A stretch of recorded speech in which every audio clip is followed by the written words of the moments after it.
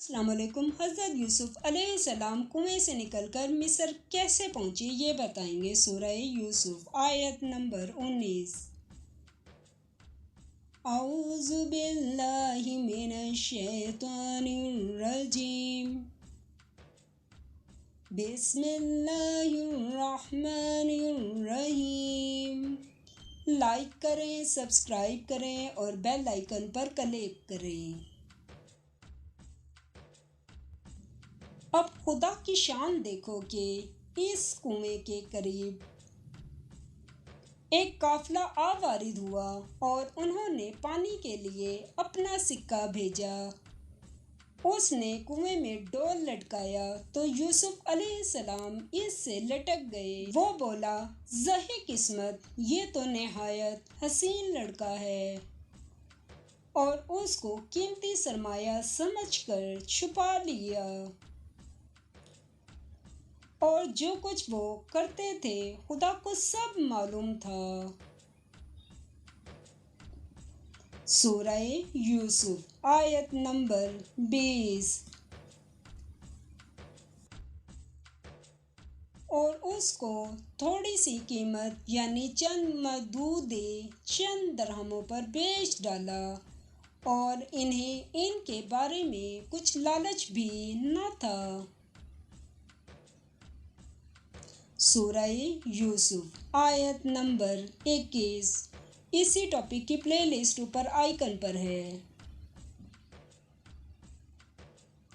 اور مصر میں جس شخص نے اس کو خریدا اس نے اپنی بیوی سے، جس کا نام زلیخا تھا، کہ اس کو عزت اور اکرام سے رکھو، عجب نہیں کہ یہ ہمیں فائدہ دے یا ہم اسے بیٹا بنا لیں۔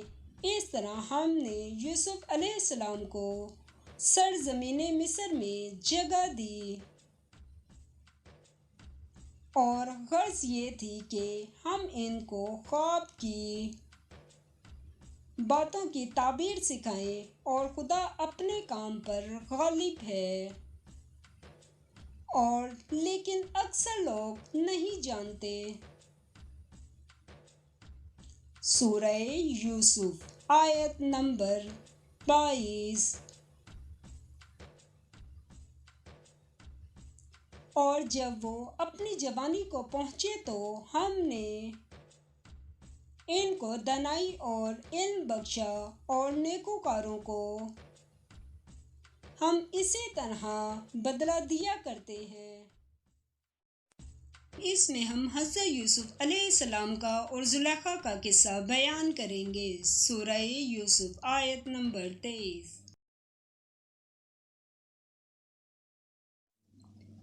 تو جس عورت کے گھر میں وہ رہتے تھے اس نے ان کو اپنی طرف مائل کرنا چاہا، اور دروازے بند کر کے کہنے لگی، یوسف علیہ السلام جلدی آؤ۔ انہوں نے کہا کہ خدا پناہ میں رکھے، وہ یعنی تمہارے میاں تو میرے آقا ہیں، انہوں نے مجھے اچھی طرح سے رکھا ہے، میں ایسا ظلم نہیں کر سکتا، بے شک ظالم لوگ فلاح نہیں پائیں گے۔ سورہ یوسف آیت نمبر 24۔ اور اس عورت نے ان کا قصد کیا اور انہوں نے اس کا قصد کیا، اور اگر وہ پروردگار کی نشانی نہ دیکھتے تو جو ہوتا یوں اس لیے کیا گیا کہ ہم ان سے برائی اور بے حیائی کو روک دیں، بے شک وہ ہمارے خالص بندوں میں سے تھے۔ سورہ یوسف آیت نمبر 25۔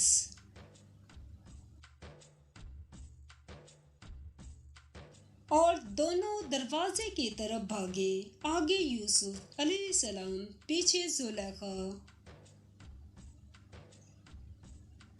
اور عورت نے ان کا کرتا پیچھے سے پکڑ کر جو کھینچا تو پھاڑ ڈالا، اور دونوں کو دروازے کے پاس عورت کا خامن مل گیا۔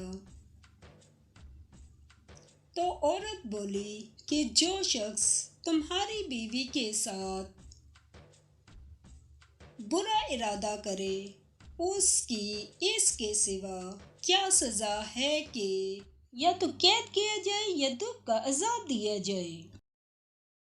حضرت یوسف علیہ السلام پر جو الزام کا فیصلہ کیا گیا یہ بتائیں گے۔ سورہ یوسف آیت نمبر 26۔ یوسف علیہ السلام نے کہا، اسی نے مجھ کو اپنی طرف مائل کرنا چاہا تھا۔ اس کے قبیلے میں سے ایک فیصلہ کرنے والے نے یہ فیصلہ کیا کہ اگر اس کا کرتا آگے سے پھٹا ہو تو یہ سچی اور یوسف علیہ السلام جھوٹا ہے۔ سورہ یوسف آیت نمبر 27۔ اور اگر کرتا پیچھے سے پھٹا ہو تو یہ جھوٹی اور وہ سچا ہے۔ سورہ یوسف آیت نمبر 28۔ جب اس کا کرتا دیکھا تو پیچھے سے پھٹا تھا،